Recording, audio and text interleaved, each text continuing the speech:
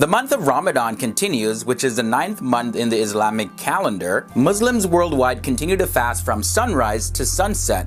So let's take a look at some more facts about Islam. Welcome back to another FTD Facts episode, guys. My name is Leroy Kenton, and I see all of your requests asking us to do more videos on religion, from Christianity to Buddhism to atheism even. We'll definitely be working on those and rolling them out over the next several months. But let's continue with some more facts about Islam, because this is the month of Ramadan. To make it more clear for those of you who may not understand, Islam is the name of the religion. A person who practices Islam is known as a Muslim. And the adjective Islamic usually refers to places and objects, not people. You've also probably heard the term Mohammedism.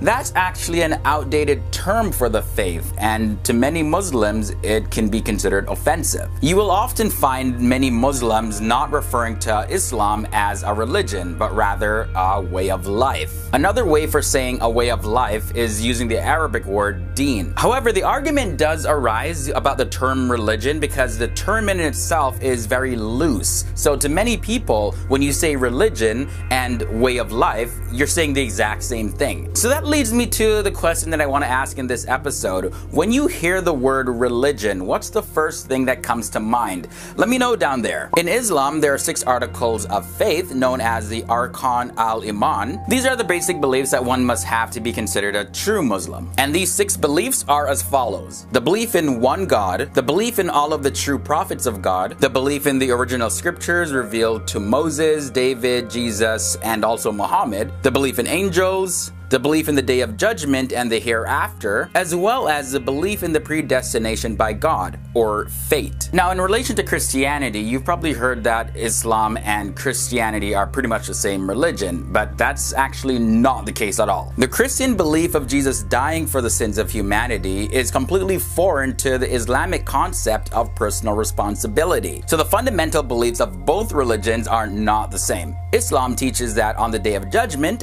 everybody will be resurrected and they will have to be accountable to God for every word and deed. Consequently, every practicing Muslim is always striving to be righteous while hoping and praying for God's acceptance and grace. Whereas in Christianity, Jesus dies as a substitute for the sins of everyone, past, present, and future. And because of that, people have the opportunity to even be considered righteous by God in the day of judgment. Now, as you journey back through history, Muslims actually created a house of wisdom that was called Bait ul Hikmat in Arabic. This was active during the 9th and the 13th centuries, where both Muslims and non-Muslim scholars sought the translations of the world's knowledge into Arabic. Many historical works that may have otherwise have been lost were actually preserved. They were preserved in Arabic and Persian, and then later translated into Turkish, Hebrew, and Latin. Now, when many people think about women in Islam, you're thinking of someone wearing a burqa or other form of veil. However, did you know that a woman wearing a veil is not an Islamic requirement? It's more of a cultural practice than anything. While both women as well as men should dress modest in reverence to God based on Islamic teachings, there's no text in the Quran that suggests a woman should conceal her face in public. So taking a look at the calendar that the Muslims follow, Muslims actually follow the lunar calendar. The lunar calendar has about 11 days less than the solar calendar. So every year the month of the lunar calendar occurs 11 days prior to what it was in the solar calendar. In Islam, there are 2 major holidays, and they are Eid al-Adha, which is at the end of the pilgrimage to Mecca, and then there is Eid al-Fitr. This is at the end of the month of Ramadan. As mentioned before, Ramadan does fall in the 9th month of the solar calendar, and that is when it's believed that Muhammad received the Quran. Just a heads up, everybody, we do have a new channel. It's called FTD South Asia. The link to that is down below,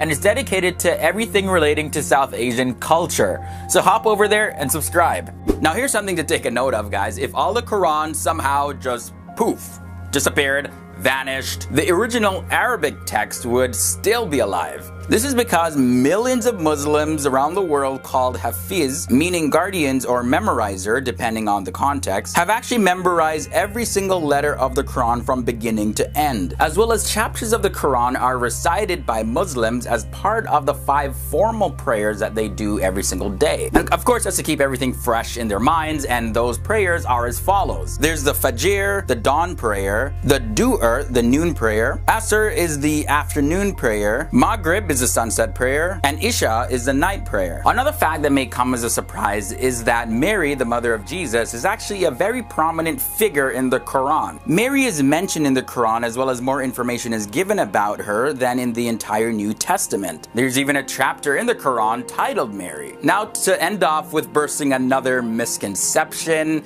the majority of Muslims are not Arabs. In fact, less than 15% of the Muslim population around the world are Arabs. And that's where I'm going to end this episode. This is the second FTD Facts video on Islam.